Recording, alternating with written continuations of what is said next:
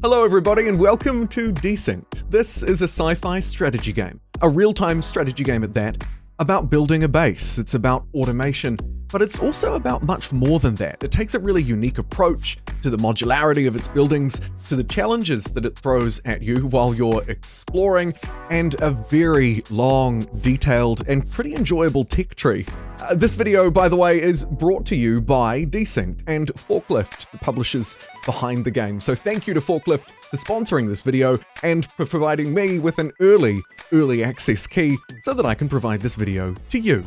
Let's jump straight in, and there'll be time cards below. Firstly, I'd like to talk about foundations and exploration, the early stages of a desynced journey. A journey that, by the way, could take up to and around 40 hours to work your way through, and we'll talk about all the wonderful reasons why that is a bit later in the video. But to start with, you need to establish a command center on this unknown and, if you choose, potentially quite dangerous world, and then start building the buildings themselves. But buildings in this game are like a blank canvas, essentially. You install different components, different modular pieces, and that'll determine what they do. And as I'll talk about a little bit later in the video, this gives you some great flexibility. Another key part of the early game, of course, is exploring the world, and you can do this with your scouts or just some basic bots that you decide to build a bit later down the line. Of course, you're looking out for resource deposits, maybe a place to settle if you're doing it at the very start. But there's more to exploration in this game than just sending a scout and finding some areas, because it's actually much more involved than that. As you're building up your base and establishing your mining, getting that base building automation element of the game online, you're also required, almost really, to start exploring. There are many things around the world that you can interact with. Some of them present some puzzles, some easy, some, shall we say, a bit more time-consuming. Others require certain resources, and some require a mixture of both. The things that you interact with in and around the world will provide you with either useful resources and components that you can use to get a step ahead and advance further down the tech tree, which we'll touch on in just a moment, or they can be used to unlock and get access to really vital technologies that you might not otherwise get until later in the game. Some of them, by the way, are very important for the tech tree that we'll touch on momentarily. Some of the challenges that it throws at you will be a little bit time-consuming, so don't forget that this is a real-time strategy game as well, and there's a whole world, potentially a dangerous one, of base building, exploration, resource management going on behind the scenes. As you move through, technology and development becomes really a key thing. Using the uplink to start with and hopefully establishing more of them as you move through, you'll start to essentially exchange, convert resources into research. And that research will unlock new technologies and allow you to really scale up your base building. The robotics data cube, by the way, here is fundamental to progressing, and that's the key ingredient that you'll need from your early exploration. The tech tree itself is pretty wide-reaching with a lot of branches, and down the middle, the focus of this video in particular, you have 3 different stages of tech. As you can see, the costs ramp up, but also, of course, the resources that are required ramp up. They become more and more advanced, moving through to more advanced platforms, cable, those cubes that we were talking about earlier. Whereas in the beginning, you're really just working with kind of metal plates and that sort of somewhat rudimentary element to building a base. Obviously, you have to start somewhere. As you work your way through into more advanced technologies, they'll not only power your base, which we'll touch on in a moment, give you defense, which we'll also get to. There's a lot to unpack in this brilliant little game.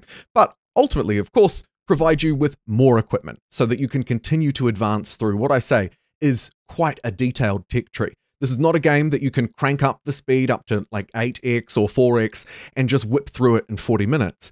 It really does require some careful attention to each area. Obviously, growth in logistics is a key element of your technological expansion. You're not just doing it for fun so you can sit back and play on your iPad. Oh, no. This is actually about getting the goods so that you can survive and hopefully thrive. Power is a key element, and as you start to expand, you'll also encounter the modularity factor. Different pieces of equipment, radio transmitters, radio receivers, for example, to transmit modified logic between your units, these commands that you can lay out between a variety of not just bots who may be mining like these ones are here, but then through different storage facilities, different processing facilities to ultimately get you the equipment that you need to advance through the tech tree. Power is also a cap on your development. Your units, your bots, your buildings, etc. will become inefficient as you move through. As I'm quite behind on power here, my robots just feel a little bit more sluggish as they're moving around doing their work. And of course, the need to keep expanding, not just your power network so that you can reach more resources, but also expanding around the world, looking for key things to explore or enemies to encounter. It becomes more and more important to manage all of these different resources. And I think that Desynced is actually quite well synced in how it relays all of these different layers that we've talked about already, from starting a base, building up a foundation, and then stretching through that highly advanced tech tree to ultimately, of course, reach your end goal. The logistics and automation parts also shouldn't be overlooked. You can really, if you're not aware, make some mistakes. Thankfully, the in-game tutorial is very good, combining relatively easy to understand lessons with an overarching sort of narrator who may or may not be on your side. I'll let you discover that. In terms of setting up the game itself, it's of course in early access. Talk some more details toward the end of the video, but as you can see, a variety of inputs and accessibility settings are available. So too is the peaceful mode setting, which for most of the gameplay so far you've been witnessing. There's also a hostile and aggressive mode, because in this world, my friend, you are not alone. Combat and defense is very important. Not just defense from the environment, which may itself present its own hazards and storms and dangerous unknown territories, but also from the local fauna, who will jump out at you if you're not careful, you're not playing peacefully, and you're out exploring. Your units themselves are quite vulnerable, by the way. They'll take damage. You can repair them later through advancing technologies, but you'll also, of course, need to focus in on defending them at the start when you don't have that kind of capacity, but you're trying to harvest the riches of this world. And as you're expanding up your resources, maybe a couple of defensive turrets. Here you can see I've mounted one to one of my bots, so I have this mobile laser beam machine that I can draw around the map and hopefully defend my precious workers. We can also, of course, build defensive buildings. These walls, for example, will at least somewhat keep me safe or provide a distraction. And, of course, we can mount the defensive structures, like the turrets, just like any other building in the game, ranging in size, power, and complexity as you move through. And they'll act as sort of, kind of like a tower defense, almost, simulation. At least that's what I'm trying to do here. Wall off the enemy so they have to route around if they want to get to me, and then install some defensive towers around the perimeter so that if they decide to attack the wall, of course, they'll be met with fire and fury, or blue laser beams, as it were. The combat element to this game is not a requirement. As I say, you could choose to play on peaceful. Much of the gameplay at the start of the video was, and I enjoyed it. But I have to say, I think that when you add the defensive layer in on top of the base building automation that this game has going for it, with that highly unique sort of blank canvas approach to buildings, and then on top of the tech and resource management development factors, I think you end up, honestly, with a pretty winning combination, and zapping these bugs somehow doesn't get old, despite most of them looking fairly similar, at least in the early game, because of course, as you may have seen in the introduction, as you move through, things will get very spicy, adding a third challenging layer.